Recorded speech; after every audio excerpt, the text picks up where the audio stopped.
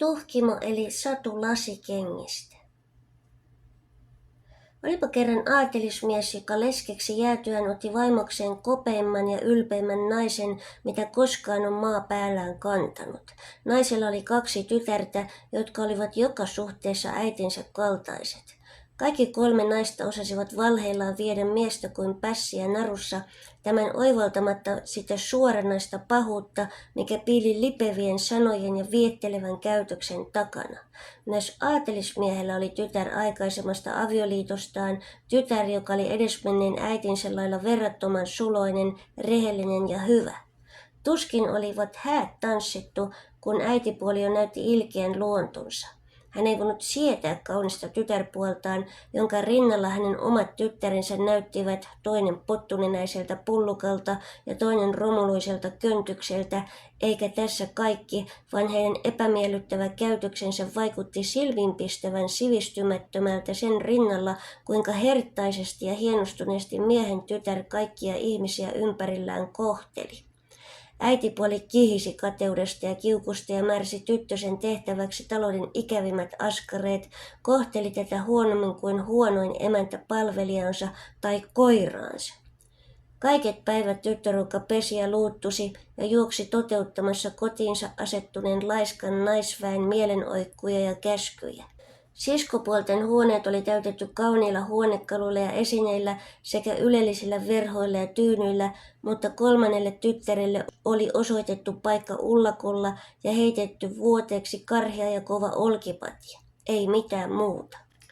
Tyttöparkka kesti kaiken kärsivällisesti, ei tohtinut valittaa isälleen, jotta tämä ei pahoittaisi mieltään, koska oli hyvässä uskossa jättänyt kodin ja tyttärien asiat uuden vaimonsa hoidettaviksi, viipyen itse pitkiä aikoja matkoillaan kaukaisissa maissa, kauppias kun oli. Päivän töistä uupuneena tyttö iltaisin asettui keittiön tuhkaiseen uunin nurkkaan lepäämään ja lämmittelemään. Tästä vanhempi sisarpuoli keksi nimen Tuhkapölly ja nuorempi Tuhkimon, koska ei ollut aivan yhtä häijy ja armoton kuin sisarensa. Kurissa vaatteissaankin oli Tuhkimo 100 kertaa kauniimpi kuin sisaret loisteliaissa puvuissaan, minkä sisarpuolet toki harmikseen huomasivat ja kateellisina kohtelivat Tuhkimoa entistäkin ilkeämmin. Tapahtui sitten, että kuningas ja kuningatar järjestivät pojalleen suuret tanssiaiset. Koko aatelisto, myös kertomuksemme armolliset neidit oli asemansa mukaisesti kutsuttu. Maan kaikki vapaat neidot olivat innoissaan, myös äitipuoli tyttärineen, sillä puhuttiin, että näistä tanssiaisista kruununprinssi valitsisi itselleen puolison. Kauppiaan talossa alkoi pukujen ja tukkalaitteiden vimmainen suunnittelu. Tanssiaiset olivat vuoden, luultavasti nuorten naisten koko siihen asti sen elämän suurin ja merkittävin tapahtuma. Tuhkimokin otettiin näihin valmisteluihin mukaan, mutta vain silittämään, tärkkäämään ja kiillottamaan sekä tarjoilemaan arvon neideille, mitä milloinkin pukusovitusten lomassa, hedelmiä, teetä ja makeisia, pääsi, että Tuhkimo juoksi ja palveli ja muisti paikkansa mitättömänä ja osattomana. Minä haluan viininpunaisen samettipuvun. Kultakoruni sopivat viininpunaiseen samettiin täydellisesti, sanoi vanhempi sisarpuolesta. Minä haluan vihreää silkkiä, johon sopii täydellisesti kirjailtu viittani. Äiti, saanko lainata sinun timanttitiaraasi, puheli nuorempi. Minäkin tarvitsen tiaran, äiti, huudahti vanhempi kateellisena. Totta kai, vakuutteli äiti. Ompelijatar viipyi talossa kokonaiset 2 viikkoa ja puvut ylittivät moninkertaisesti kantajiensa kauneuden. Ainakin 12 kureliivin nyörit vedettiin poikki, he kun tahtoivat kiristää itsensä mahdollisimman hoikeksi. 2 päivää ennen tanssiaisia sisaret olivat kokonaan syömättä ja nälkäisinä ilkeämpiä kuin koskaan. Tuhkimo oli usein kammannut äitinsä hiuksia tämän pitkään sairastaessa, opetellut äitinsä opastamana tekemään kauniita kampauksia tämän loppuun asti paksuihin ja pitkiin hiuksiin. Nyt Tuhkimo kampasi joka aamu sisartensa ja äitipuolensa hiukset, ja niin taitava hän oli kampausten tekemisessä, että sisarpuolet halusivat tilatun kampaajan sijaan Tuhkimon tekevän kampaukset myös tanssiaisiin. kun suuri ilta oli vihdoin ovella ja sisaret oli puettu upeisiin pukuihinsa ja Tuhkimo asetti kumpaisellekin tiaran kauniiden kiharoiden kruunuksi, sisarpuolet ryhtyivät mukamas vilpittömästi tiedustelemaan. Etkö sinäkin mielelläsi lähtisi tanssiaisiin? Voi hyvät neidit, te pilkkaatte minua, eihän minusta olisi sellaiseen. Olet oikeassa, tuhkapylly tanssiaisissa, ja molemmat sisarpuolet hirnuivat kuin hevoset ajatellessaan resuista tuhkan tahrimaa tyttöä juhlaväen kauhisteltavana. Joku toinen kuin Tuhkimo olisi sohaissut kampaukset auki, mutta Tuhkimo oli kiltti ja jatkoi hiuspinnien varovaista asettelua upeiden kampausten tueksi, teki pilkasta huolimatta kaikkensa, jotta sisarpuolet näyttäisivät mahdollisimman sieviltä. Vihdoin kaikki oli valmista ja talon naiset nousivat loisteliaina Tuhkimon isän vaunuihin tämän kauniiden ratsujen vetämänä. Tuhkimo seisoi pitkään ovella ja seurasi haikeana vaunujen lipumista kohti palatsia. Kun he olivat kadonneet näkyvistä, rupesi hän itkemään. Kummitäti, joka oli haltijatar ja siten tiesi ja näki kaiken, ilmaantui Tuhkimon eteen ja kysyi, miksi tyttönen oli niin murheissaan. Minä tahtoisin, minä niin mielelläni tahtoisin, mutta hän itki niin kiihkeästi, ettei voinut lopettaa lausettaan. Kummitäti auttoi. Sinäkin tahtoisit mennä tanssiaisiin, eikö niin, hän sanoi. Voi, niin tahtoisinkin, huokasi Tuhkimo nyhkytystensä lomasta. Hyvä on, sanoi kummitäti, juoksepa puutarhaan ja hae minulle kurpitsa. Tuhkimo kiiruhti hakemaan kauneimman kurpitsa, mitä puutarhassa oli, ja vei sen kummitädilleen, vaikka hän ei voinutkaan aavistaa, kuinka tuo kurpitsa auttaisi hänet tanssiaisiin. Täti kaiversi kurpitsan ontoksi niin, että vain kuori jäi jäljelle. Sitten hän löi sitä taikasauvallaan ja kurpitsa muuttui kirjaimellisesti kuin taikaiskusta kauniiksi kullatuiksi vaunuiksi. Sitten täti meni katsomaan hiirenloukkuja ja löysi loukkuhäkistä 6 elävää hiirtä. Hän kehotti Tuhkimoa kohottamaan hiirenloukun vipua ja kun hiiret yksitellen tulivat ulos, näpäytti hän jokaista taikasauvallaan. Siinä samassa oli hiiri toisensa jälkeen muuttunut kauniiksi hevoseksi ja kohta oli heidän edessään komea hiirenharmaa 6 hevosen valjakko. Nyt oli vielä keksittävä kuski ja Tuhkimo sanoi, menenkö katsomaan, onko rotanloukussa rotta? Voisiko rotasta tehdä kuskin? Hyvä ajatus, täti sanoi hymyillen, menepä katsomaan. Tuhkimo toi rotanloukun, jossa oli 3 lihavaa rottaa. Haltijatar otti niistä sen, jolla oli mahtavimmat viikset ja kosketti sitä taikasauvallaan. Rotasta tuli komea kuski, jolla oli ylväät muhkeat viikset. Sitten haltijatar sanoi Tuhkimolle, juoksepa vielä uudestaan puutarhaan, kastelukannun takana nukkuu 6 sisiliskoa, tuo ne minulle. Tuskin oli Tuhkimo tuonut sisiliskot, kun kummitäti oli jo muuttanut ne 6 lakeijaksi, jotka nousivat heti seisomaan vaunujen taakse koreareunaisissa takeissaan, ikään kuin eivät elämässään olisi koskaan sisiliskoja olleetkaan. Haltijatar sanoi Tuhkimolle, kas niin, nyt voit lähteä tanssiaisiin, oletko tyytyväinen? Voi rakas kummitäti, olen kyllä, mutta voinko lähteä huonoissa vaatteissani, sanoi Tuhkimo hieman epävarmana, koska pelkäsi kuulostavansa kiittämättömältä upeiden vaunujen vierellä seistessään. Voi tosiaan, olenpa minä hassu, kummitäti huudahti omaa ajattelemattomuuttaan ja kosketti Tuhkimoa taikasauvallaan. Samassa muuttui tytön nuhruinen olemus, hänen hiuksissaan oli upea kampaus helmikoristeisine hiusneuloineen ja solkineen, ja hänen yllään kimalteli kultakirjaltu ja jalokivillä koristeltu puku. Ja vielä viimeiseksi haltijatar kummi antoi Tuhkimolle parin lasikenkiä, kauneimmat mitä kuvitella voi. Tässä asussa Tuhkimo nousi vaunuihin. Täti hyvästeli tuon nuorista neidoista ihanimman, mutta varoitti sitten, että Tuhkimon oli ehdottomasti tultava kotiin ennen puolta yötä, sillä jos hän viipyisi tanssiaisissa hetkeäkään kauemmin, muuttuisivat hänen vaununsa kurpitsaksi, hevoset hiiriksi, lakeijat sisiliskoiksi ja hänen vaatteensa palaisivat entiseen muotoonsa. Tuhkimo lupasi varmasti palata kotiin ennen puolen yön. Sitten hän lähti, suunniltaan ilosta. Kuninkaan poika, jolle ilmoitettiin, että tuntematon prinsessa 6 hevosen vetämissä upeissa vaunuissa oli tulossa, jätti täyden tanssisalin ja lähti kiehtovaa vierastaan vastaan. Hän ojensi Tuhkimolle kätensä, auttoi hänet alas vaunuista ja johdatti saliin. Salissa tuli syvä hiljaisuus, tanssi taukosi, viulut vaikenivat, kaikki vain ihmettelivät tuon tuntemattoman ihanuutta. Juhlaväki kuiskaili toisilleen, voi kuinka hän on kaunis. Kuningas itse, niin vanha kuin olikin, ei lakannut katselemasta neitoa ja supisemasta kuningattarelle, ettei hän pitkään aikaan ollut nähnyt niin viehkeää ja ihastuttavaa olentoa, kuningattaren nyökytellessä aivan yhtä haltioituneena ja hyvillään nähdessään poikansa niin onnellisena neidon seurassa. Kaikki naiset katsoivat tarkasti tämän prinsessan tukkalaitetta ja pukua ja miettivät hankkivansa samanlaiset heti huomispäivänä, jos vain oli saatavissa tarpeeksi kauniita kankaita ja tarpeeksi taitavia ompelijoita.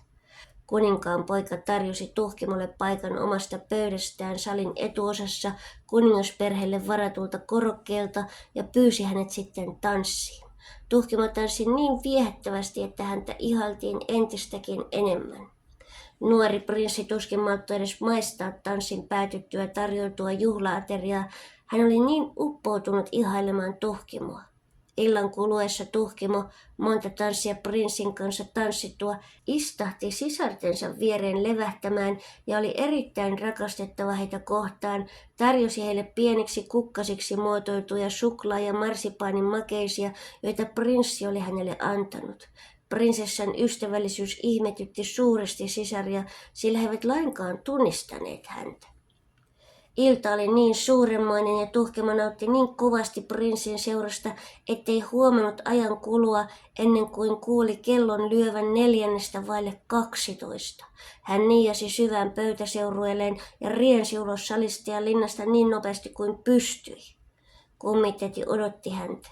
Tuhkimo heittäytyi kiitollisena vanhuksen kaulaan ja kertoi haltioituneena kaiken ihanasta illastaan, kysyen sitten saisiko hän osallistua myös huomisiin tanssiaisiin, joihin prinssi oli hänet henkilökohtaisesti kutsunut. Samassa sisaret koputtivat ovelle ja Tuhkimo riensi koputukseen herännyttä esittäen avaamaan. Kylläpä te tulette myöhään, hän sanoi mukamas haukotellen, vaikka oli kaikkea muuta kuin nukkunut siitä lähtien, kun katseli sisartensa lähtevän isänsä vaunuilla kohti kuninkaan palatsia. Voi, et tiedäkään. Tanssiaisiin saapunut ihmeen kaunis prinsessa osoitti huomionsa ja ystävällisyytensä juuri meille, kuin olisimme salin tärkeimmät neidot, huokasi vanhempi sisarpuoli. Ninja tarjosi vain meille ihastuttavia kukkasten muotoisia suklaa- ja marsipaanin makeisia rasiasta, jonka prinssi itse oli hänelle antanut, jatkoi nuorempi sisarpuoli yhtä haltioissaan kuin vanhempi sisarensa. Tuhkimo ilahtui sisarten kertomuksesta, kysyi heiltä prinsessan nimeä, mutta he vastasivat, että hän oli tuntematon. Joku kertoi kuulleensa, että kuninkaan poika oli lähes sairas ihastuksesta ja valmis antamaan mitä hyvänsä saadakseen tietää, kuka vieras oli. Tuhkimo hymyili ja sanoi, oliko hän siis hyvin kaunis. Kumpa minäkin saisin nähdä hänet. Voi kultainen sisar, etkö lainasi minulle ihanaa keltaista arkipukuasi niin, että minäkin pääsisin katsomaan tuota ilmestystä. Mitä? En kai minä nyt niin tyhmä ole, kivahti sisarpuoli. Antaisinko minä tuollaisen tuhkapöllyn pukeutua ihanaan pukuuni? En ikinä, sisarpuoli jatkoi sähinäänsä. Tuhkimo odotti juuri tällaista vastausta ja oli hyvin mielissään, sillä hän olisi joutunut aika tavoin ymmälle, jos sisar olisi suostunut lainaamaan hänelle pukunsa. Seuraavana iltana sisaret jälleen puettiin ja kammattiin ja lähetettiin Tuhkimon isän vaunuissa tanssiaisiin Tuhkimon jäädessä ovelle katselemaan, mutta nyt Tuhkimo ei ollut surullinen, sillä haltijatar kummi ilmestyi heti vaunujen hävittyä näkyvistä. Ja pian pihassa seisoi vaunut, hevoset, lakejat ja muhkia viiksinen kuski odottamassa neidoista kauneinta, jonka ylle haltijatar loihti aikaisempaa vieläkin ihastuttavamman puvun ja hiuksiin vieläkin upeamman kampauksen. Ja Tuhkimolla oli tanssiaisissa vielä paljon ihanampaa kuin ensimmäisenä tanssiaisiltana. Kuninkaan poika ei päästänyt Tuhkimoa viereltään, eikä voinut lakata katselemasta häntä, eikä lausumasta kohteliaisuuksia. Tuhkimon ilta kului kuin siivillä, ja taas hän unohti ajankulun ja kummitädin varoitukset. Ajatellen kellon olevan vasta 11, hän kauhistui, kun ymmärsi kellon jatkavan lyömistään 11 kertaa kumahdettuaan. Tuhkimo singahti pystyyn ja pakeni ulos salista kuin nuori hirvi. Prinssi pinkoi hänen peränsä, mutta Tuhkimo pääsi kuin pääsikin puutarhan pimeyden suojiin, eikä prinssi löytänyt häntä. Tuhkimolta kuitenkin putosi toinen lasikenkä palatsin portaisiin, jonka prinssi nyt huomasi ja otti talteen. Tuhkimo saapui kotiin hengästyneenä ilman vaunuja, ilman hevosia, ilman lakejoita ja vanhoissa kurjissa vaatteissaan. Loistosta ei ollut jäljellä kuin yksi lasikenkä, pudonneen kengän pari, joka oli merkillisesti jäänyt haihtumatta pois vaunujen, hevosten ja upean povun tavoin. Prinssi vaelteli edelleen palatsin puutarhan laitamilla ja tiedusteli portinvartijoilta, olivatko nämä nähneet kauniin prinsessan lähdön, mutta he olivat nähneet ainoastaan nuoren tytön kuluneissa vaatteissa. Tämä ei missään nimessä ollut prinsessa, pikemminkin talonpoikaistyttö tai paipen. Niin rääsöiseltä hän näytti, että yksi miestä arveli, että köyhäin talon asukas. Ei missään tapauksessa hieno neiti, siitä kaikki olivat yksimielisiä. Kun sisaret palasivat tanssiaisista, kysyi Tuhkimo, oliko heillä taaskin ollut hauskaa ja oliko tuo kaunis neito ollut mukana. Oli kyllä, vastasivat he, mutta hän oli paennut tanssiaisista 12 lyönnillä ja niin kiireisesti, että oli pudottanut toisen lasikenkänsä, maailman kauneimman kengän. Kuninkaan poika oli ottanut sen talteen eikä ollut muuta tehnyt kuin katsellut sitä lopun iltaa. Prinssin täytyy olla syvästi rakastunut kauniiseen prinsessaan, jolle tuo kenkä kuuluu. Heidän arvelunsa osuivat oikeaan, sillä parin päivän kuluttua antoi kuninkaan poika torven toitotuksin kuuluttaa, että hän kosisi neitoa, jonka jalka sopisi kenkään. Sitä sovitettiin ensin prinsessojen jalkaan, sitten herttuattarien ja lopulta koko hovin, mutta turhaan. Tämän jälkeen kenkää kuljetettiin ympäri maan, tuotiinpa Tuhkimon sisartenkin luo, jotka tekivät kaikkensa saadakseen jalkansa mahtumaan kenkään, mutta eivät onnistuneet. Kun Tuhkimo näki sisartensa vuoron perään tunkevan jalkansa selvästi liian pieneen kenkään, kasvot ahdistuksen irveessä, hän välittömästi tunnisti kengän pudottamakseen lasikengäksi ja kysyi tuskin kuuluvasti, saisinko minäkin kenties koettaa? Sisaret rupesivat nauraamaan ja pilkkaamaan häntä, mutta aatelismies, joka oli lähetetty kiertämään neitojen luona kengän kanssa, oli katsellut Tuhkimoa tarkasti ja huomannut hänet sangen suloiseksi ja sanoi nyt, että Tuhkimo ehdottomasti sai sovittaa kenkää ja jatkoi kuin sisarpuolia ojentaen, että hänellä oli määräys sovittaa kenkää aivan kaikkien valtakunnan neitojen jalkaan. Hän pyysi Tuhkimoa istumaan, ryhtyi asettamaan kenkää hänen siroon jalkansa ja huomasi, että kenkä meni siihen vaivatta. Vieläpä sopi kuin valettu. Sisarten hämmästys oli suuri, mutta suureni vielä, kun Tuhkimo veti taskustaan toisen samanlaisen kengän ja pani sen toiseen jalkaansa. Samassa ilmestyi kummitäti, kosketti sauvallaan Tuhkimon vaatteita ja ne muuttuivat tanssiaisiltojakin ihanammaksi. Nyt sisaret tunnistivat, että Tuhkimo tosiaan oli tuo tanssiaisten ihana prinsessa. He heittäytyivät hänen jalkoihinsa ja pyysivät häneltä anteeksi ilkeyttään.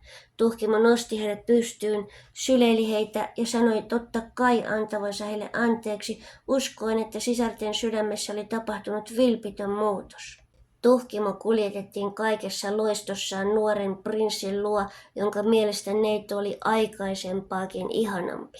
Häitä vietettiin parin päivän kuluttua ja Tuhkimo, joka oli yhtä hyvä kuin kaunis, kutsui sisarensa asumaan kanssaan linnaan ja naittoi heidät vielä samana päivänä 2 ylhäiselle hoviherralle. Kuten oikeissa saduissa aina, tälläkin sadulla on opetus ja se kuuluu näin. Kauneuttakin suurempi lahja on hyvä sydän, ja pukuja ja koruja ihailtavampaa herttainen käytös. Sen pituinen se.